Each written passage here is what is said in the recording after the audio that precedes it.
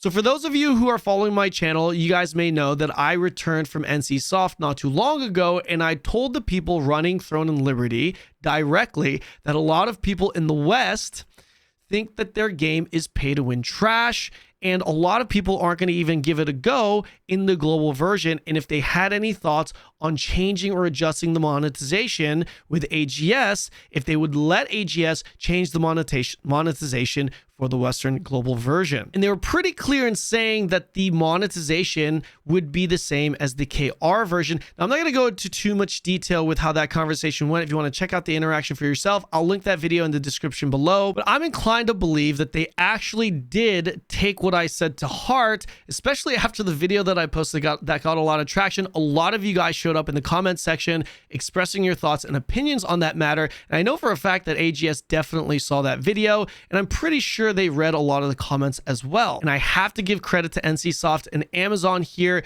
They have given us a global version that is absolutely less pay to win than the West, to the point where I would say this is about the best case scenario that we could have gotten without completely changing the game. So for those of you who have been following Throne and Liberty, and you understand what makes this game pay to win, I'm going to give you a very quick breakdown on it and explain to you why I think this is best case scenario. It's pretty simple. You can purchase Lucent, and you can use that Lucent to purchase goods on the auction house. That is the reason why I've said from day one, this game is systematically pay to win. The second thing is you can buy a battle pass, and that battle pass gives you juiced upgrades.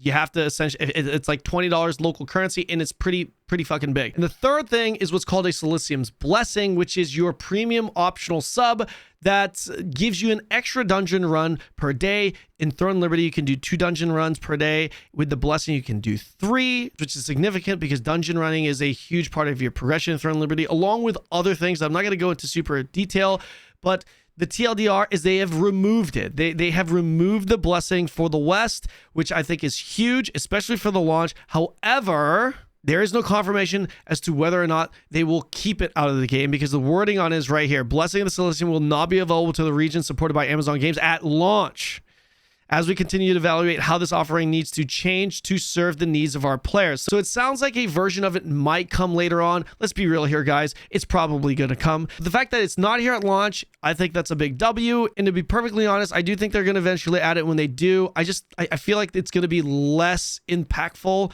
in the West than it is in the East, just because AGS has done a pretty good job making Korean version or making global versions of the Korean MMOs, just primarily Lost Ark, because really it's just been New World and Lost Ark being the game from Korea. They have made these games less pay to win, and I know a lot of you guys do hate on AGS, but here the fact remains they do make the Korean versions less pay to win. It's pretty much the same game, but it is less pay to win, as we are seeing with Throne and Liberty as well. This Blessing being gone is huge. The battle pass is hands down the biggest value in the game.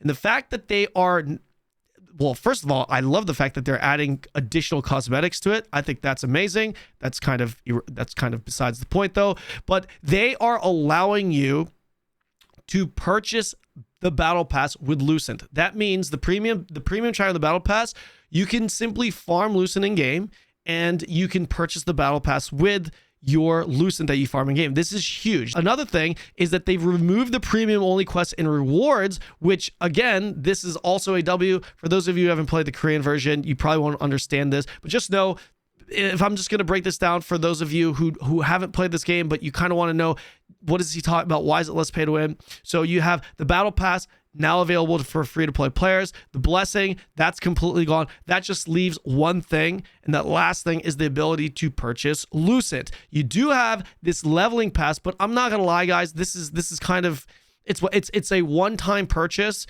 and it's not even that juice, to the point where if you told me I can't afford the leveling pass, I'll tell you it doesn't fucking matter. You get a little bit of juice in the early game, at the very early game, but it's so insignificant in the long run. This is like, honestly, if you can't buy the leveling pass, not a big deal. Don't sweat. So I'm not gonna even talk about the leveling pass. The other thing is Lucent. Now, Lucent is systematically pay to win. The reason why I'm saying this is the best case scenario for us is because there's no way they would have been able to remove the ability to purchase Lucent in the West, even though that is what I told NCSoft that we want, there's no way it was going to happen because of the way the game is designed. What do I mean? Lucent is essentially a real money auction house system, kind of. So Lucent is a currency that you can purchase with real money. You spend that money by purchasing goods on the auction house. You cannot create Lucent in the game. Okay? You can make Lucent, but you can only make Lucent by selling items to players on the auction house or gaining Lucent from Castle, from a siege, which I'll talk about here in a sec. That is all purchased from players. Sorry if that was a little confusing. So here's how it works. Lucent essentially needs to be purchased from a player in order for you to make it. If nobody purchases any Lucent, nobody will actually be able to buy or sell. You need players to purchase Lucent with real money in order for there to be an economy. I just got this juiced out boss weapon and I want to sell it for 10k Lucent. If nobody swipes for that Lucent, you will not be able to sell that Lucent. I hope that made sense. So what about this castle siege and the tax golem that they're talking about? That's the way you can make Lucent. I think they worded it a little bit poorly, especially if that's how you understood it. The way the Lucent system works with sieges is that when you buy and sell, when you sell items on the auction house, right, you are charged a tax. That tax on your Lucent goes into the castle siege purse. When you win the castle, that tax purse then gets distributed. That's the way it works. So that Lucent that you're playing for in the castle siege, it is still coming from players that are purchasing it with real money. That is how the Lucent system works. Now, I'm saying that this is the best case scenario because there is no way you can actually farm Lucent in the game. Like, I cannot go into the world, kill a monster, and make Lucent. I cannot do that. That is not the way the game is designed. Therefore, there's no way Amazon could get NCSoft to remove the Lucent, the ability to purchase Lucent, without completely redesigning the game. I wouldn't say completely redesigning the game. It is entirely possible for NCSoft to redesign that system. But what I'm saying is that is a major overhaul to the progression system in Throne and Liberty. That is a significant change that will take a lot of time, and it would be a completely different game to compared to the Korean version. So it's not practical. I just don't see that ever happening. So if the ability to purchase Lucent is going to remain and that it's just coded into the game, there's no way around it, then what Amazon has done with the rest of the monetization really is a best case scenario in my opinion. And I want to give them credit for making that change, as I gave them credit in Lost Ark for making Lost Ark also a little bit less pay to win than the Korean version. However, the pay to win, most of the pay to win still does come from the Lucent system. So, you know, at the end of the day, it is still pretty much the same game. Now, I wrote a big but in the title of this video. I apologize for getting to it so late. I usually try to get to these things early, but there is a big but. Now, the monetization that AGS has announced, I think it's a W, especially compared to the original version, the KR version. However, they are also selling early access, and they're getting a lot of heat for it.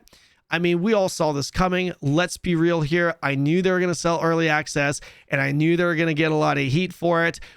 My personal opinion on the matter, I don't give a shit. I'm not going to lie. I don't think it's that significant. I'm going to explain why here. However, as an objective reviewer of MMORPGs and MMORPG companies, I will say it's certainly not a W. It's definitely an L to have early access. Okay, it's so much better to just have. The only good thing about early access, the only good thing is that you stagger the amount of players that are accessing your login servers at the start, giving you a potentially better launch day one, right? That's really the only W to that situation.